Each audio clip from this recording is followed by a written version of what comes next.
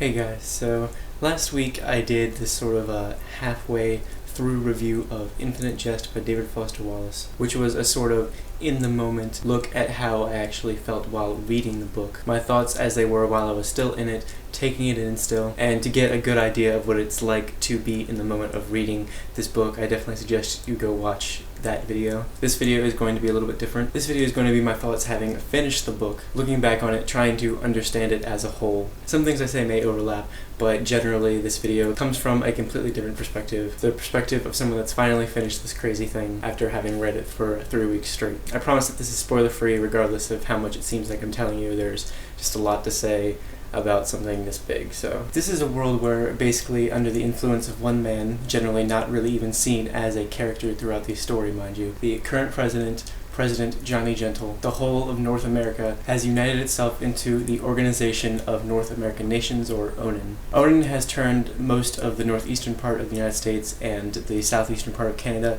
into this thing called the concavity, a place in which they dump all of ONAN's trash and waste. And within this new millennium, ONAN has created this thing called subsidized time, the removal of numbered years in favor of years named after products which companies can bid on the rights to in order to advertise their products above all others. Among these years are the very first subsidized year, the year of the Whopper, and year of the Depend adult undergarment, in which most of the story itself takes place in. Set mostly in Boston, the story mainly follows the Enfield Tennis Academy, a boarding school for boys and girls that are really good at tennis. It follows the daily life at Enfield and all of its students and staff. We get glimpses into the classes they take, the relationships they have with one another, their relationships with the staff, their relationships between the different age groups, entire histories of many of the different characters, students and staff, regardless of their importance to the story, the pressures of going to a tennis academy that pushes the living crap out of you, physically, mentally, and emotionally, and the various experiments with drugs that some of the students get into. And more specifically within the tennis academy, we follow the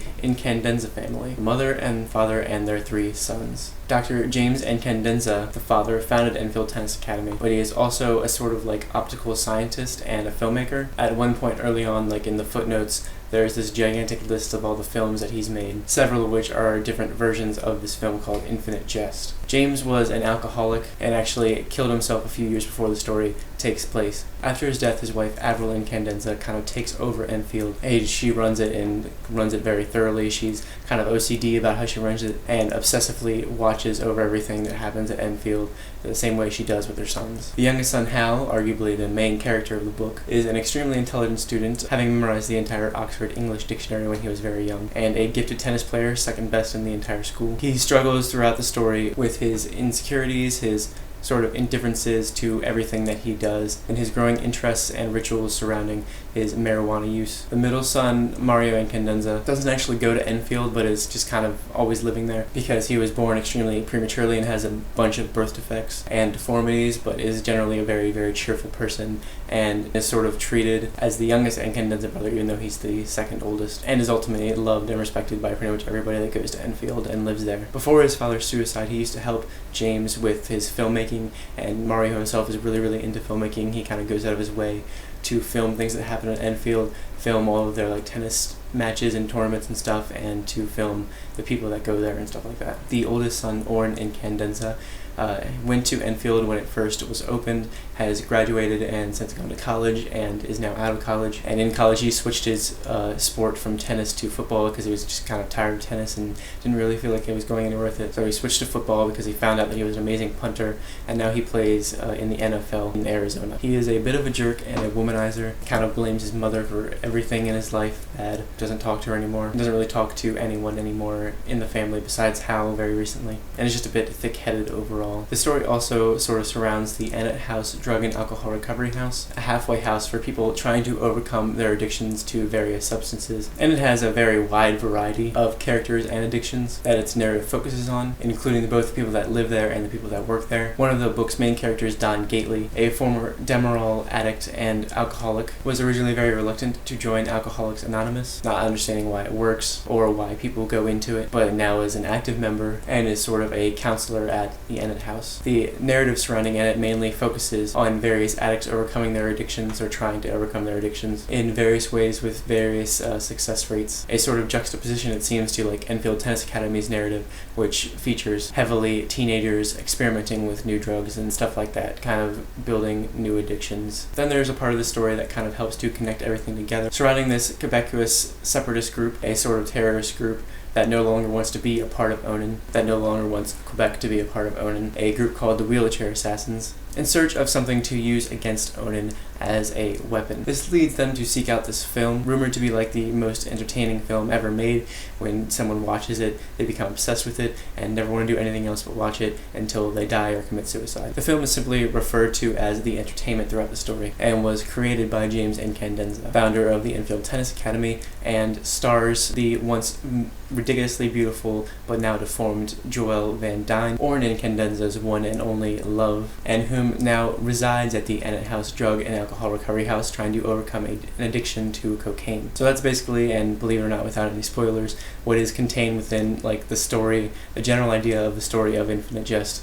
But this book is just about a lot more than just like that main story. This to me is a book about excessive stories, characters, descriptions, narrative and length, excessive drug use and recovery from drug use, excessive advertising in TV and entertainment, excessive subjects and themes, including but not limited to drug use, addiction, recovery, depression, suicide, love, sexuality, family, child abuse, relationships, friendships, film theory, entertainment, advertising, politics, international relations, tennis, etc. There are an excessive amount of footnotes, which can be very, very frustrating because you kind of constantly have to be flipping back to the back of the book to see what the footnotes have to say. It's very important to read them because a lot of the time they contain something very important to your understanding of what's going on, although some of them are extremely arbitrary, like the chemical makeups of certain drugs or information, copyright information about a certain product or something. And sometimes you flip to the back of the book and you're just like, okay, thanks, I definitely need to know the copyright information of Glad Tupperware, thanks, that's really helpful. David Foster Wallace, thanks. Then some of the important ones are like 10 pages long, written in this ridiculously tiny font that's like half the size of the regular font and takes you like twice as long to read. If you're the kind of person that kind of sets a certain amount of pages for yourself to read in a day, good luck, because you'll start on a page like, I don't know, like 541, and you get sent to a footnote that's like 10 pages long in the back of the book, and then when you go back to where the footnote when it sent you the footnote, you'll want to read like 9 pages because you already just read a ton of text and you don't want to read anymore. You read like 9 pages, you get to page 550, and it just becomes this really frustrating thing where you're like, it seems like you only read 9 pages of the book that day, and it took you several hours to do so. Because for me, it's just hard to rationalize putting the amount of pages that you read in the footnotes in your consideration for how many pages you read that day, because like when you update your thing on Goodreads, that footnote happened in like page 1040 something, and you can't put that you read up to page 1040 something in the Goodreads update thing. You have to put you read until 5:50 and you only read 9 pages that day. And I don't know, it's just, that's something that frustrated me, is that you could read for such a long time and hardly get anywhere, it seemed. Whatever, it's excessive, which I think is the whole point of the book. How it's structured, how it's written, what happens in the story, the amount of characters, the amount of things going on, the vocabulary, it all ties into the overall theme of the book and into the story. The story itself, there's a lot of story, definitely, but not a whole lot of plot. I just told you what I could about the plot, try not to spoil anything too major, but there isn't a whole lot to it, or at least it seems that way because of how thin it's spread throughout the entirety of the book. Lots of looks into the minds of the characters, conversations, random happenings, etc. The plot sometimes kind of gets a bit lost in what's going on and what's happening between the characters and to the characters, which I kind of think is intentional. Going into the characters a bit, I love them. They're great. I mean, a lot of them I didn't like, a lot of them I hated a lot, but like in a good way. One of my favorite casts of characters now, definitely. Mainly because of the sheer amount of detail that's put into them throughout the entirety of it. And he uses quite a few different methods to really flesh out the characters. He'll spend forever in the mind of some of the characters, which can get very dense very quickly. And other times just make these long, ridiculously long conversations that happen between like Hal and Orrin. Hal and some of his friends, and Don Gately and a ton of people, and conversations between this one wheelchair assassin named Remy Moraith and this U.S. government agent kind of guy named Hugh Steepley that's undercover for Onan and has to dress like a woman and is working with Moraith to find the entertainment, the film, the plot centers around. They have these really amazing conversations about addiction to drugs and other substances, to entertainment and TV, and why someone actually chooses to watch a film that will eventually kill them when that's obviously an idiotic thing to do, or is it worth it from the pleasures that you get from it. Something written on the back of the book that I just think says something that I would like to say about the book so perfectly. Infinite Jest explores essential questions as to what entertainment is and why it has come to dominate our lives, about how our desire for entertainment affects our need to connect with other people and what the pleasures we choose to say about who we are. And I just think that says so much about what this book is written to do. The structure of the story, the characters, the plot, everything that happens, everything that's said, is just all about the excessive way in which we take in things. I think the concavity, the place where Onan dumps all of its waste, is a metaphor for how much we consume as a society. All of the many pleasures we take in that almost certainly don't actually better our lives in the long run, and the effects we let it have on us, as the concavity has had on the whole of the area that it encompasses, because they're just throwing useless garbage and shit into it. I really enjoyed everything that I felt this book was trying to do and trying to say, not to mention that it's really funny, really witty, and it's just really freaking hilarious sometimes, and really friggin' depressing sometimes as well. I just think it's a really successful, satirical, and experimental book that's as amazing as it is frustrating. And I would be the very first to admit that it is extremely frustrating. Oh my god, is it frustrating. You will be frustrated, I promise. David Foster Wallace just throws things in that are ridiculously hard to understand, at least for me, and I just didn't get a lot of things that happened. I had to just keep reading and hope I would get it eventually. Sometimes I did, sometimes I didn't. You just have to push through. Don't question yourself and keep taking it in as much as possible. There's a part in this little metaphor that Don Gately's fellow AA member shares with Gately that I think really encompasses what it feels like going through this book. Why it's okay to just let things go sometimes. Let yourself keep going, even if you don't understand everything. Don is really confused as to why AA works, doesn't understand it, and doesn't like that he doesn't understand it. Eugenio Martinez had this eccentric thing where he maintained he could only be in touch with his own higher power when he was driving. Down near EWD's barge docks off the Alston Spur one night, he invited Gately to think of Boston AA as a box of Betty Crocker cake mix. Gately had smacked himself in the forehead at yet another limp, oblique Gene analogy, which Gene had already bludgeoned him with several insectile tropes for thinking about the disease. The counselor had let him vent spleen for a while, smoking as he crawled along behind land barges lined up to unload. He told Gately to just imagine for a second that he's holding a box of Betty Crocker cake mix, which represented Boston AA.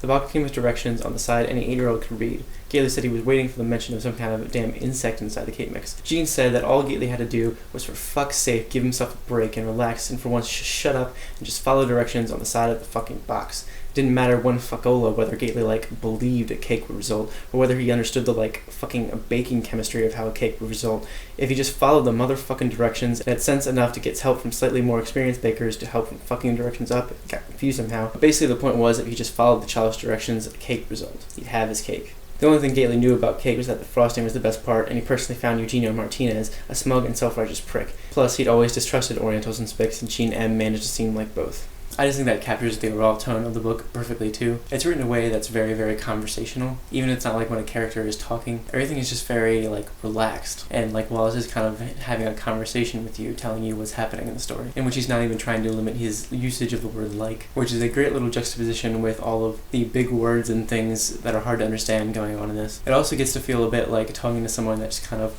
goes on and on and on and on with their sentences until they eventually lose where they began with it. They'll put so much into what they're trying to say that they'll lose the sentence completely, but will keep going with it hoping you didn't notice, which makes some paragraphs go on forever. Some of the paragraphs in this, no joke, are 8 pages long, just one paragraph. Some of the biggest criticism I've seen for this book are, of course, its length and the way it's written, but mainly because it kind of seems a little bit self-indulgent and over the top for the sake of being over the top, which is honestly something I love about it. I think this is a work of art. It's David Foster Wallace's art, and he wrote it exactly the way he wanted to. What I mean by that is, while the writing is so dense, there's so much going on, and sometimes things just seem to go on and on and on. Every single sentence just seems so extremely deliberate. Your first instinct reading a book that is as long and as crazy as this is that David Foster Wallace just went completely wild and wrote like a madman, didn't edit anything, and just left it all in there. And it's all just random and thrown in there to be dense, but everything just really feels deliberate. Every single sentence contributes to your overall understanding of what's going on in some way, even if it seems completely meaningless. The fact that it seems meaningless and that David Foster Wallace chose to leave it in there makes it feel deliberate. I really like how David Foster Wallace just kind of put the entirety of himself into this and made it exactly the way that he wanted it to be, and that's how I felt about it anyway. And anyway, that's all I'm going to say about this. There's a lot more I could say probably, but I think I've said a lot already, and it's morning time and I have to go to work now. I will edit this and upload it later on. Yeah, thank you guys so much for watching. If you have any questions whatsoever about this book, feel free to ask in the comments and all that, and tell me if you've read it, tell me if you're interested in reading it. And yeah, thank you guys so much for watching, and I'll see you very soon.